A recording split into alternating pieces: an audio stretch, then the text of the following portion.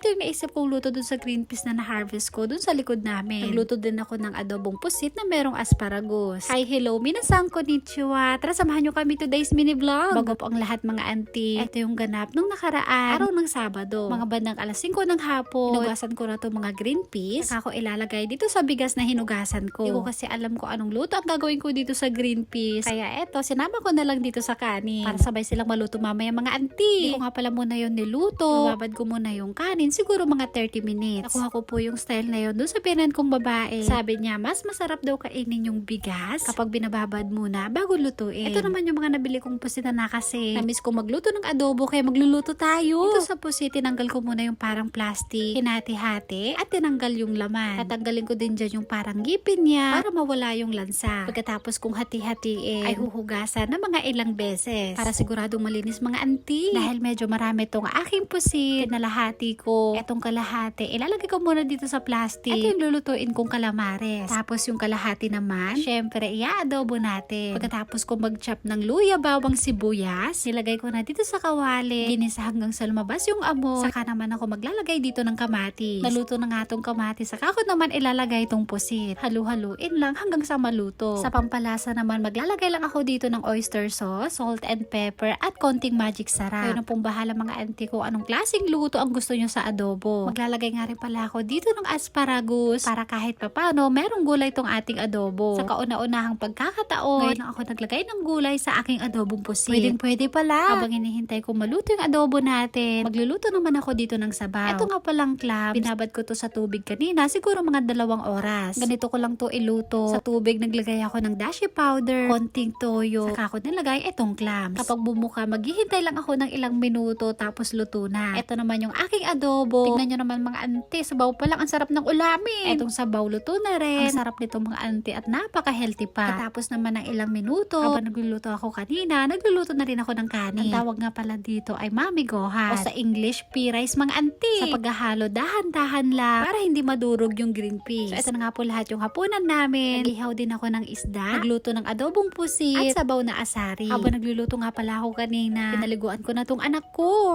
Ito yung ulam natin, adobong pusit, at ito naman yung kanin natin.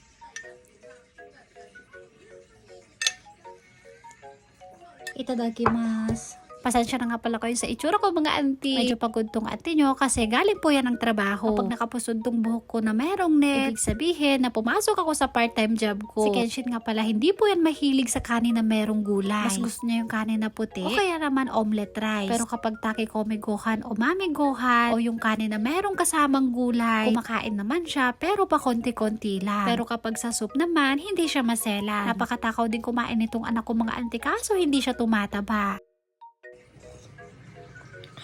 Ang sarap. Dahil late nga po pala makakauwi sa uncle yung hapon. Kaya nauna na kaming kumain ni Kenshin. Etong anak ko umiiyak kasi ayaw niya na atang kumain. Plus inaantok na rin siya. Sabi ko sa kanya kapag naubos niya tong kanin niya, ay bibigyan ko siya ng pakwan. Very good talaga tong anak ko mga auntie, sinusunod niya ako. Dahil naubos niya yung kanin na binigay ko sa kanya. Kaya heto, binigyan ko siya ng favorite niyang pakwan. Oishi, mama, arigato. Alam niyo po, natutuwa ako dito sa anak ko. Kapag meron kasi akong sinasabi sa kanya, ay sinusunod naman niya. Kaya kapag meron siyang gusto kagaya ng pagkain, ay binibigay ko bilang kapalit dahil sinunod niya ako. Bye-bye. So yun lang po, maraming salamat sa panonood. Thank you for watching. Sayonara and Bye-bye. 何見てんだ